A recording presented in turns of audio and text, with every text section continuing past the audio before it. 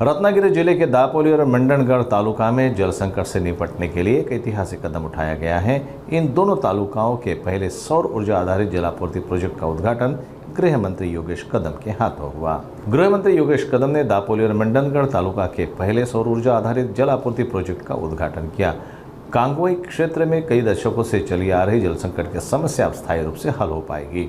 इस project के तहत और ऊर्जा से जल आपूर्ति सुनिश्चित की गई है, जिससे बिजली की निर्भरता कम हुई और पर्यावरणीय लाभ भी प्राप्त हो रहा है।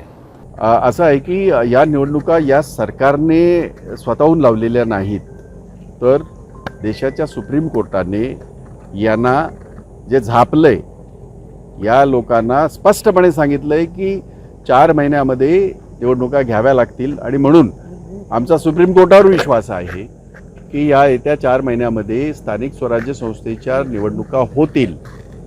या निवडणुकामध्ये स्थानिक स्वराज्य संस्थेच्या निवडणुका ह्या कार्यकर्त्याच्या निवडणुका असतात। मी मुंबईची जर गोष्ट सांगितलं तर आपल्याला माहिती आहे की 227 कॉर्पोरेटर निवडून जातात। त्यामुळे कार्यकर्ता वर्षानुवर्षे जो काम करतो, झेंडा खांद्यावर घेऊन काम करतो, तर या निवडणुकांची वाट बघतो। आणि म्हणून मी माझे अध्यक्ष म्हणून, आमच्या अध्यक्ष वर्षा गायकवाड असतील किंवा आम्ही सगळ्यांचं आमचं मत असं आहे की ही लढाई ह्या स्थानिक स्वराज्य संस्थेच्या निवडणुका आम्ही स्वबळावर लढायला पाहिजे, कारण कार्यकर्त्यांना सगळ्यांना न्याय देता येत नाही या विकास आघाडी महाविकास आघाडीमध्ये लढताना। पण जर उद्या वरच्या नेत्यांनी, सगळ्या आमच्या मोठ्या नेत्यांनी, दिल्लीच्या नेत्यांनी किंवा महाविकास आघाडीच्या घटकाच्या नेत्यांनी जर ठरवलं एकत्र लढायचं, तर मग आम्ही नक्कीच लढू। नाही, हे फक्त आणि फक्त राज ठाकरेच सांगू शकतात। याच्या बाबतीमध्ये बाकी तर तुम्ही करू नका, मीही करू नये, मी करणारच नाही, कारण त्यांचा एक पक्ष आहे, त्यांनी काय करावं हे त्यांनी ठरवायचं। मी सांगून ते काही माझं ऐकणार आहे असा विषय नाही।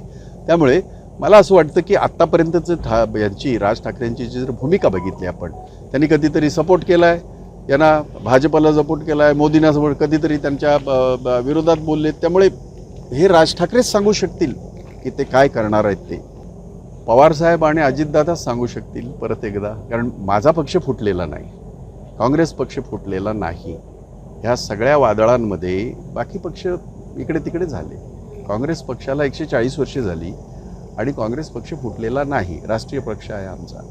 त्यामुळे ते जर एकत्र आले चांगलंच आहे, कारण आम्ही महाविकास आघाडीमध्ये आहोतच। आज जरी दादा तिकडे गेले असले युतीमध्ये, महायुतीमध्ये, तरी ते महाविकास आघाडीचे उपमुख्यमंत्री होतेच। नाही, महाविकास आघाडीवर कशाला परिणाम होईल, कारण ज्याच्या काय आहे की प्रत्येकाची बलस्थानं आहेत। जसं मुंबई आहे, मुंबईमध्ये जर आपण पाहिलं तर उद्धवजींची शिवसेना आणि काँग्रेसच जास्त तिथे हे आहे।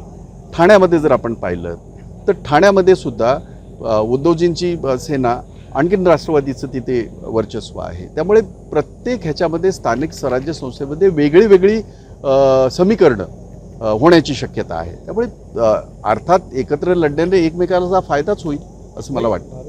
नाही, माझं तर म्हणणं असं आहे की एवढी मोठी घटना घडते आणि किती आतंकवाद्यांना मारलं, ज्यांनी आमच्या नागरिकांना वेचून मारलं, तर मग ही शस्त्रसंधी कशी?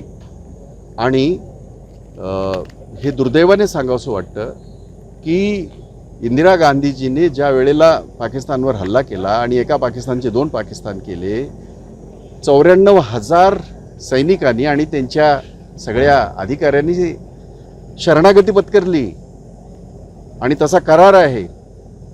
हे ट्रम्प तिकडून आदेश देणार आणि देशाचे पंतप्रधान, मग त्यांची 56 इंचाची छाती कुठं आहे, त्यांचे लाल डोळे कुठं आहेत? या देशाचा स्वाभिमान घाण ठेवून जर असं काही होत असेल तर त्याचं समर्थन अजिबात करता येणार नाही।